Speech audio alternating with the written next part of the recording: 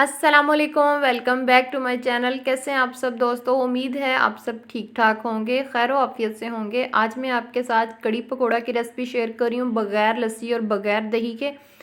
यकीन करें ये दही और लस्सी से भी कई गुना ये ज़्यादा अच्छी बनती है। तो अगर इसी के साथ आपको मेरी रेसिपी अच्छी लगे तो वीडियो को लाइक और चैनल पे नए हैं तो चैनल को ज़रूर सब्सक्राइब कीजिएगा। चलें स्टार्ट करते हैं। बिस्मिल्लाहिर्रहमानिर्रहीम। 1 कप मैंने छान के मैंने बेसन लिया है। तो इसको मैंने ब्लेंडर जग में डाल के तकरीबन आधा लीटर मैंने इसमें पानी ऐड कर दिया है। तो इसको हम ब्लेंड करके रख लेंगे। ठीक, दूसरी साइड पे हमने कढ़ाई ली है।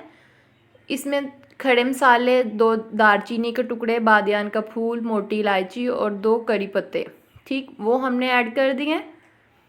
तो इन सारी चीज़ों को भी हम थोड़ा सा फ्राई करेंगे ऑयल में। आधा कप मैंने ऑयल लिया था। ठीक, तो जैसे ये फ्राई हो जाते हैं तो साथ ही हमने मीडियम साइज़ का प्याज है बारीक कटा हुआ, तो वो ऐड कर देना है। प्याज को भी हमने थोड़ा सा लाइट ब्राउन सा करना है।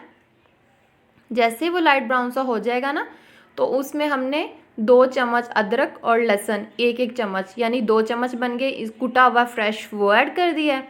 बस इसको भी हमने थोड़ा सा भूनना है 1-2 सेकंड के लिए, ताकि इसका ये कच्चापन जो होता है ना वो ख़त्म हो जाए और खुशबू अच्छी सी आना शुरू हो जाती है। तो साथ ही फिर मैंने क्योंकि ये बग़ैर लस्सी और बग़ैर दही के बना रहे हैं, तो इसमें मैंने 2 टमाटर लिए, मीडियम साइज़ के थे, उनको इस तरह काट लिया। तो ये जैसे ही टमाटर ये सॉफ्ट होते हैं ना, फिर हम इसमें मसाला डालेंगे। ठीक, देखें टमाटर भी हमारे सॉफ्ट हो चुके हैं। यहाँ पे मैंने 1 टेबलस्पून लाल मिर्च ली है, 1 टेबलस्पून हल्दी है, 1 टेबलस्पून नमक है और हाफ़ टेबलस्पून मैंने इसमें दरदरा मिर्च लिया। थोड़ा सा मैंने चुटकी भर ना ज़र्दा कलर लिया, फूड कलर जो हम चावलों में डालते हैं। इससे क्या होगा कि कड़ी का ना कलर बहुत अच्छा सा हो जाएगा, बहुत ही फ्रेश लुक हो जाएगी। और साथ ही मैंने 1 चम्मच भर के इसमें धनिया पाउडर का ऐड कर दिया है। ज़ीरा मैं इसलिए नहीं, ज़ीरा का हम बाद में ना बहुत अच्छा सा तड़का लगाएंगे, इसलिए मैं ज़ीरा बाद में ऐड कर रही हूँ। अगर मसाला थोड़ा सा नीचे लगे ना, आपने थोड़ा थोड़ा पानी ऐड करते जाना है और मसाले को बहुत अच्छे से ना बहुत ज़बरदस्त भून लेना है। जितना मसाला हमारा अच्छा सा भुनेगा ना, कड़ी का टेस्ट उतना ही ज़्यादा अच्छा होगा। वो जो हमने लिक्विड बना के रखा हुआ था ना बेसन और पानी का, वो ऐड कर दिया है। साथ में 2 लीटर पानी और ऐड कर देना है।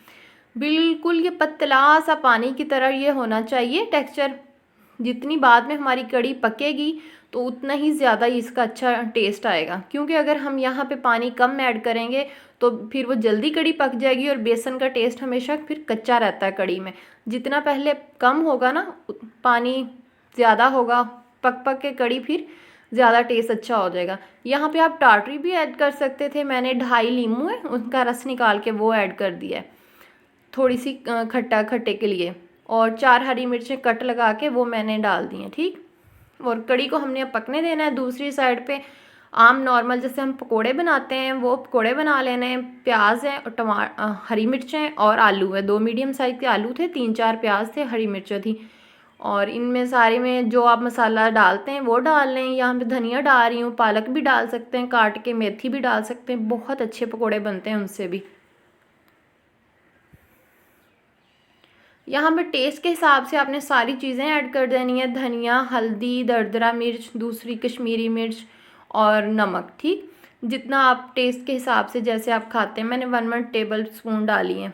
और यहाँ पे 1.5 कप मैदा था, सॉरी बेसन था, लेकिन बेसन मुझे कम लगा था, बाद में फिर मैंने बेसन आधा कप और ऐड किया था। ठीक, आपने बहुत थिक सा नहीं इसका टेक्सचर बनाना, थोड़ा लिक्विड सा हो, नरम से हो, फिर पकोड़े क्रिस्पी बनते हैं।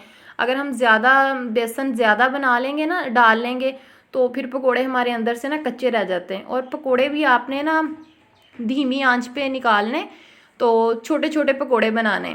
अगर हम इसमें टमाटर ऐड कर लेते तो टमाटर से ना पकोड़े वो होते हैं,